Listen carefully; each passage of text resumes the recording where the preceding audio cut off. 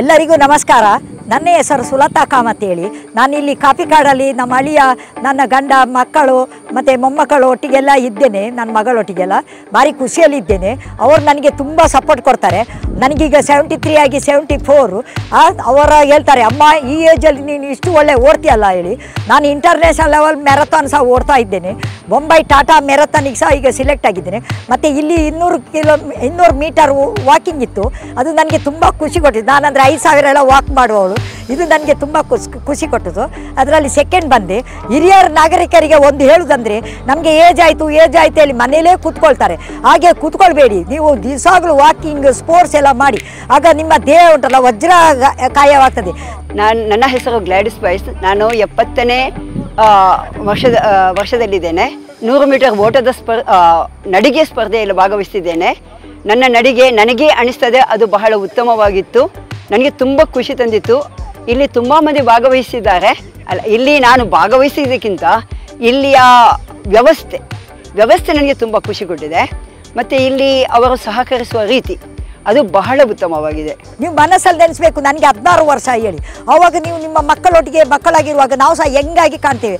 ಇದ್ದ ಟೆನ್ಷನ್ ಎಲ್ಲ ಮರಿತೇವೆ. ಈ ಸ್ಪೋರ್ಟ್ಸಲ್ಲಿ ಇದ್ದಾಗ ಮನೆಯದು ಟೆನ್ಷನ್ ಎಲ್ಲ ಮರಿತೇವೆ ನಾವು.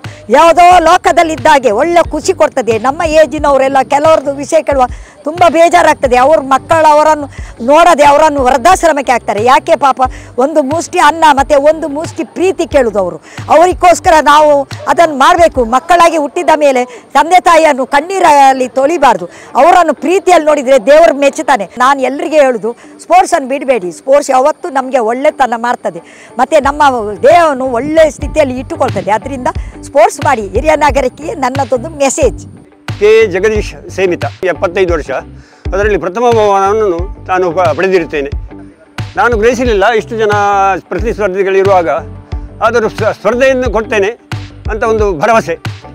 ಸ್ಪರ್ಧೆಯನ್ನು ಸೋಲು ಗೆಲುವಿನ ವಿಷಯ ಬೇರೆ, ಅದು ಸೆಕೆಂಡರಿ.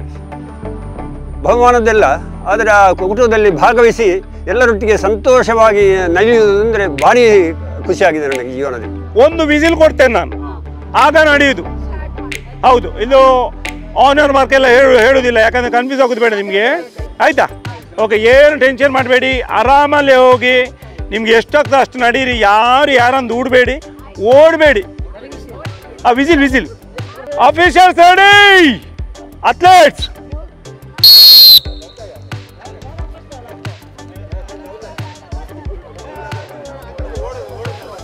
ವಾಕ್.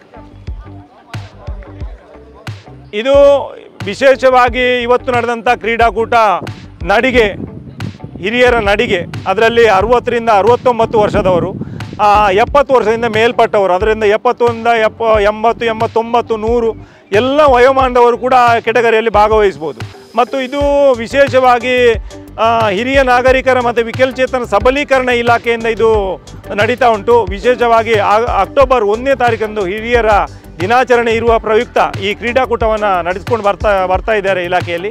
ಅದೇ ಇಲಾಖೆ ಅಂಡರಲ್ಲಿ ನಾನು ಕೂಡ ಇರುವುದರಿಂದ ಈ ಕ್ರೀಡಾಕೂಟದಲ್ಲಿ ಭಾಗವಹಿಸಲಿಕ್ಕೆ ಹೆಮ್ಮೆ ಆಗ್ತಾ ಇದೆ.